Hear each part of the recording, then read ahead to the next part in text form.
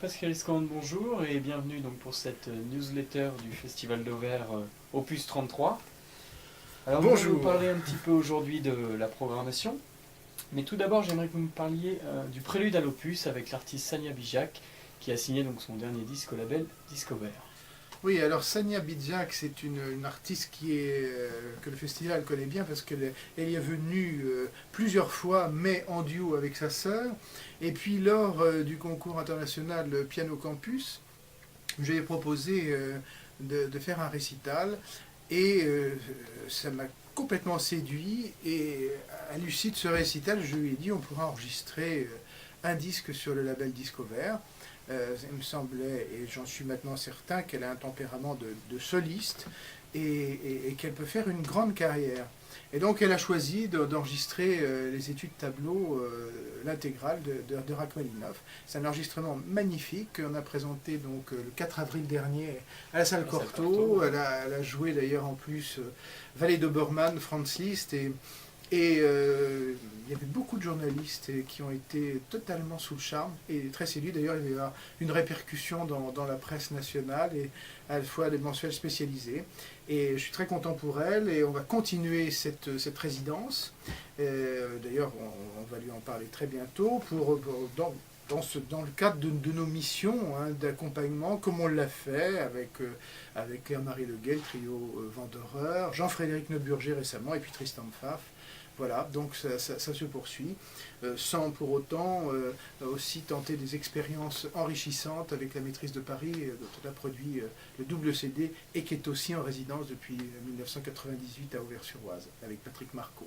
D'accord, donc c'est déjà disponible dans les bacs. Absolument. Et qu'on peut également retrouver sur les plateformes de téléchargement. Ah oui, c'est une nouveauté aussi. De cette année. Oui. Sinon, l'opus 33, donc le thème que vous avez choisi, de Mozart à Mozart et Machuel. Vous Voilà, pouvez développer un petit peu Mozart à Mozart et Machuel. Alors, bon, c'est pas très difficile finalement quand on lit la programmation, mais c'est vrai qu'on commence avec Mozart avec une production absolument exceptionnelle, avec Orfeo 55, Nathalie Stutzmann et puis Magdalena Kochena.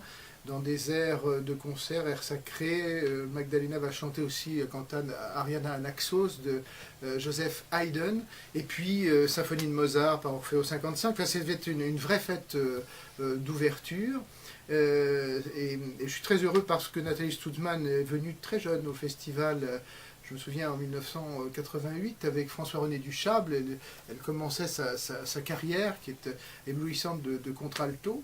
Et puis elle y est revenue pour un récital avec Inge Södergran quelques années plus tard. Et puis là maintenant c'est en tant que chef et avec Magdalena qu'on attendait depuis très très longtemps. Et c'est donc une ouverture mozartienne qui était attendue. Alors Mozart à Mozart parce qu'on ouvre avec Mozart et on clôture avec Mozart, avec évidemment une œuvre incontournable, le Requiem. Et cette fois-ci, une version bien pensée et surtout revisitée par Laurence Equilbet Accentus et son nouvel outil, Insula Orchestra, qui fait une première à Auvers. Puis alors un quatuor de solistes, Sandrine Pio, Sarah Mingardo, Janos Wester, Marc Brutscher, assez fabuleux. Donc avant ce Requiem, il y aura le Miserere de Zelenka, on va dire en apéritif, juste avant cette grande œuvre qui clôturera cette 33e session du Festival de Vers-sur-Oise. Donc de Mozart à Mozart, et puis alors Thierry Machuel, c'est le compositeur invité, et ça tombe bien parce que il y a beaucoup de voix cette année au festival, et Thierry Machuel, c'est le spécialiste de la voix, et donc on le retrouvera dès le 2 juin avec le chœur arménien, Sitan Komitas, où il y aura une de ses œuvres qui va être chantée, Notre Père.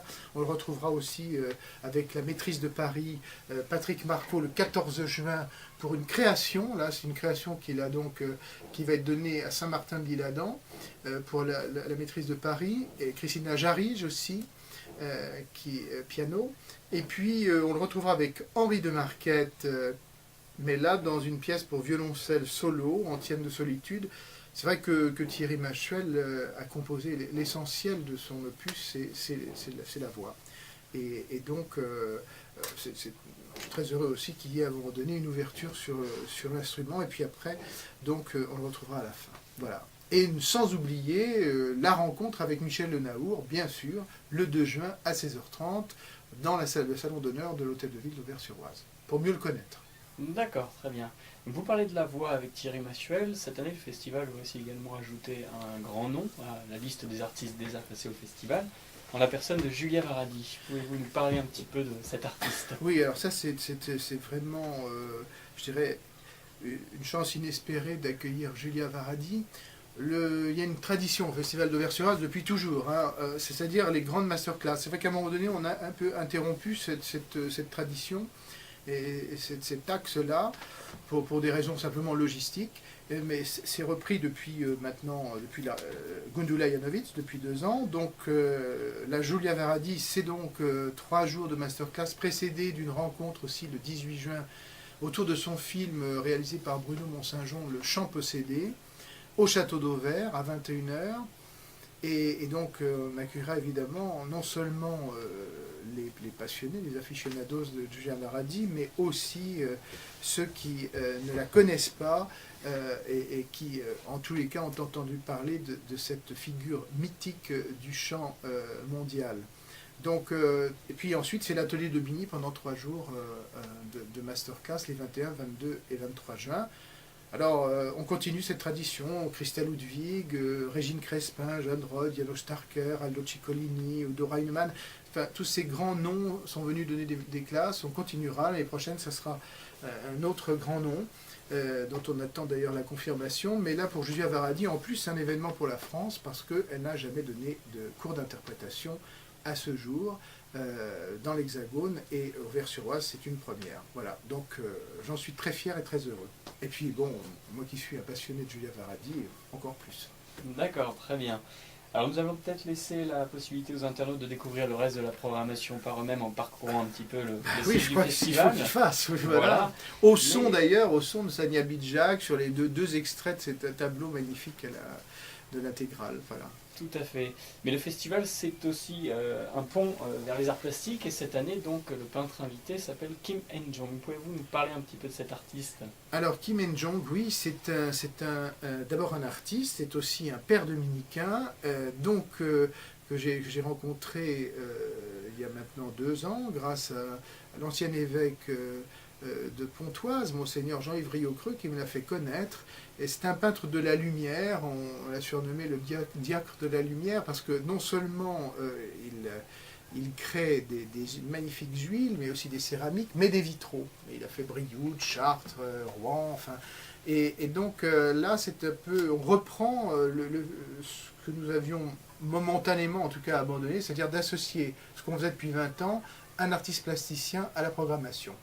On a suivi à un moment donné la thématique générale de la ville d'Auvers-sur-Oise, mais là, je pense qu'il était nécessaire que le festival qui a développé cet axe depuis maintenant 20 ans puisse le reprendre avec la galerie d'art contemporain qui est rue du Moncel, pas loin de l'église.